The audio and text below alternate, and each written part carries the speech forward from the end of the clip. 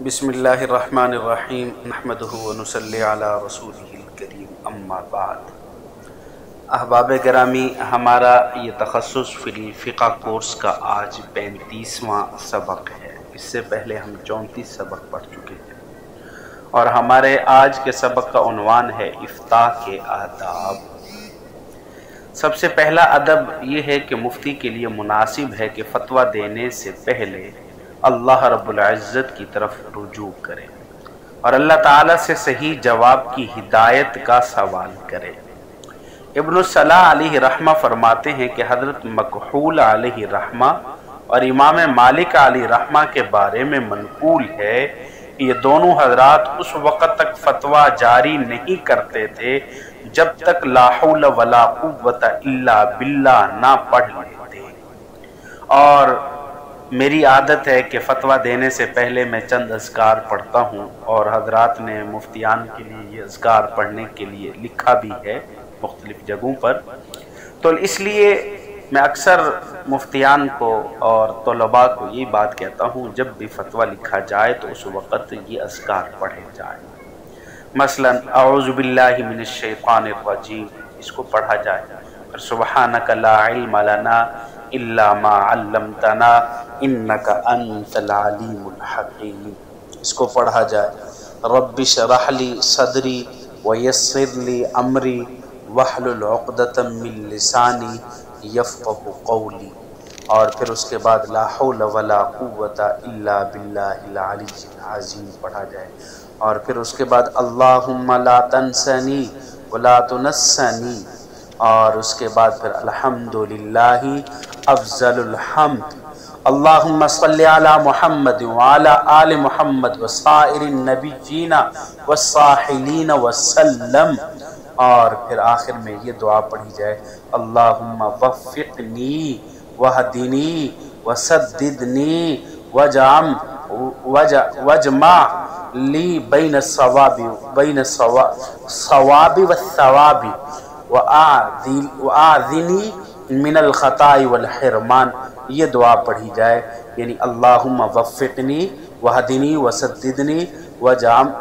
وجمع لی بین الصواب والثواب وآذنی من الخطاء والحرمان۔ اگر مفتی ہر فتوے کے وقت یہ نہ پڑھ سکے تو کم از کم روزانہ پہلا فتویٰ لکھتے وقت پورے دن کے فتاوی کی نیت سے پڑھ لے، اور پھر اس کے بعد مزید سورۃ فاتحہ، آیت الکرسی اور معوذتین اور جو اذکار آسانی سے پڑھ سکتا ہو وہ بھی اس کے ساتھ پڑھ لیا کرے۔ تو جو شخص ان اذکار کی پابندی کرے گا تو وہ واقعی اس بات کا مستحق ہوگا کہ اسے اپنے فتوے میں صحیح جواب کی توفیق نصیب ہو۔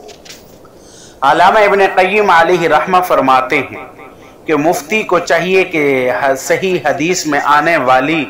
دعا پڑھا کریں، اور وہ دعا بتاتے ہیں، اللہم رب جبرائیل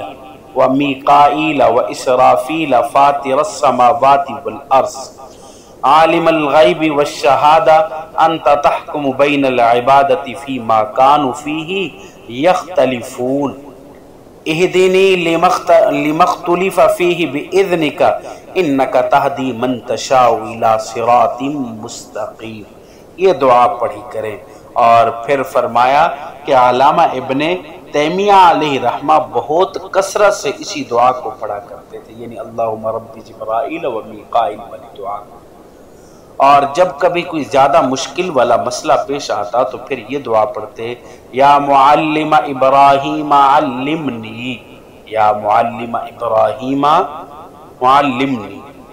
اور پھر حضرت سعید بن مسیب سے منقول ہے کہ وہ کوئی فتویٰ دیتے اور نہ کوئی بات کرتے تھے مگر پہلے وہ یہ دعا پڑھ لیتے، اللہم سلمنی وسلم منی۔ اور اس کے بعد دوسرا ادب مفتی کے لیے یہ لکھا ہے کہ مفتی کے لیے مناسب نہیں ہے کہ جس مجلس میں اس سے بڑے عالم موجود ہوں وہاں فتویٰ دینے میں جلدی کرے، بلکہ ایسی صورت میں سوال ان کے سامنے پیش کر دے۔ اس سے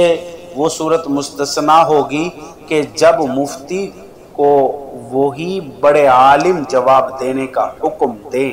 وہی کہیں کہ آپ اس کا جواب دیں، تو تب وہ اپنے علم کے مطابق فتویٰ دے سکتے ہیں۔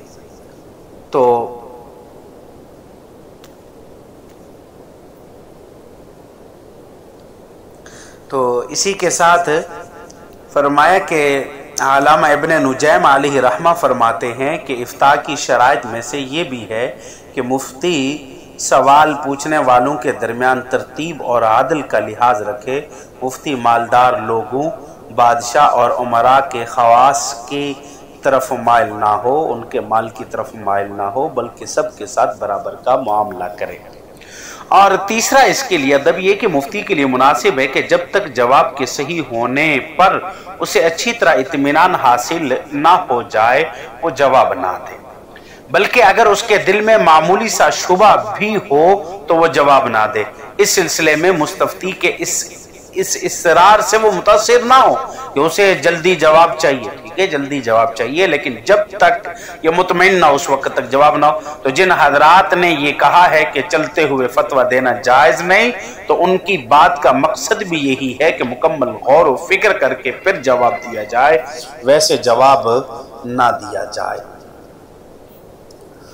اور اس کے بعد چوتھے نمبر پر فرمایا کہ مفتی کے لیے اس بات کی رعایت کرنا بھی مناسب ہے کہ وہ ایسے وقت میں فتویٰ نہ دے کہ اس کا دل ایسے غصہ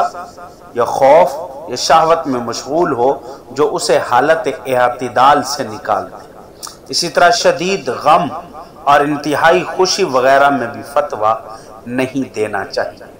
اگر مفتی اتنا متاثر ہو کہ وہ صحیح طرح غور و فکر نہیں کر سکے گا تو اس پر لازم ہے کہ وہ فتویٰ دینے سے اس وقت تک بعد رہے جب تک اس کی طبیعت اپنی اصلی حالت پر واپس نہیں آ جاتی۔ یہ حکم اس وقت بھی ہوگا کہ جب مفتی کو اونگ آ رہی ہے، شدید بھوک لگی ہوئی ہے، شدید بیماری ہے، یا بے قرار کر دینے والی گرمی ہے، یا اسی طرح تکلیف دینے والی سردی ہے، یا قضاء حاجت کا تقاضا سخت ہو رہا ہے، تو ایسے اوقات میں بھی مفتی کو فتویٰ نہیں دینا چاہیے۔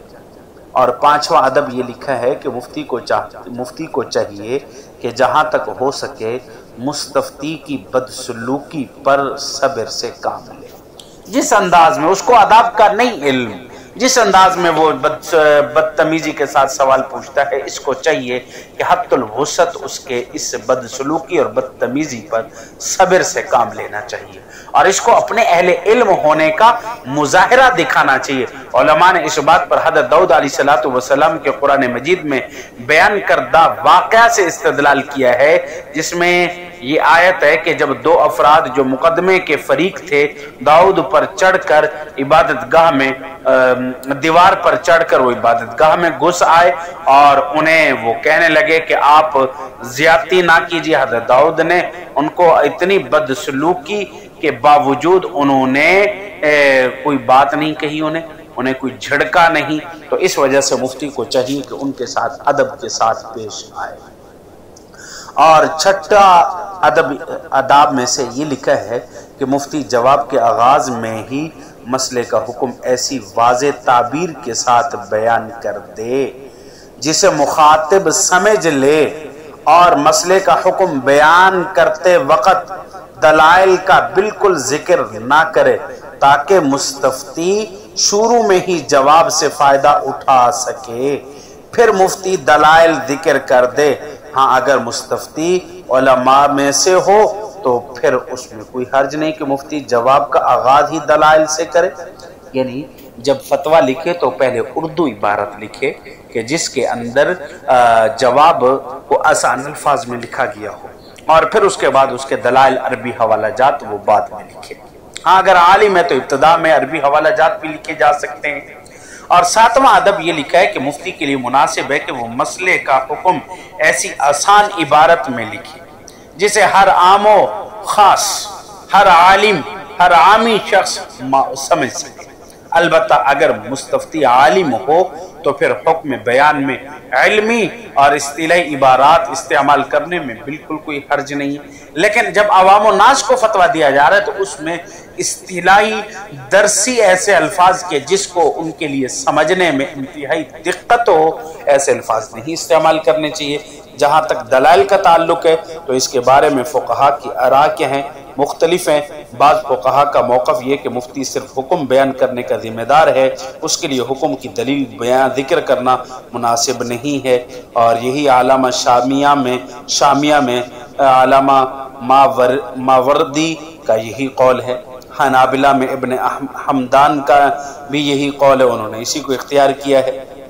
تو اس طریقے سے مختلف ہیں، لیکن فرمایا کہ بعض فقہا فرماتے ہیں کہ مفتی کے لیے مستحب ہے جہاں تک ممکن ہو کہ حکم کی دلیل اور اپنے فتوے کا ماخذ بھی ذکر کر دے، اور علامہ ابن قیم علیہ رحمہ کی بھی یہی رائے ہے۔ یہ مختصراً چند یہ میں نے آداب بیان کر دیے ہیں۔ اللہ رب العزت ہمیں ان پر عمل کرنے کی توفیق عطا فرمائے۔ وآخر دعوانا الحمدللہ رب العالمین۔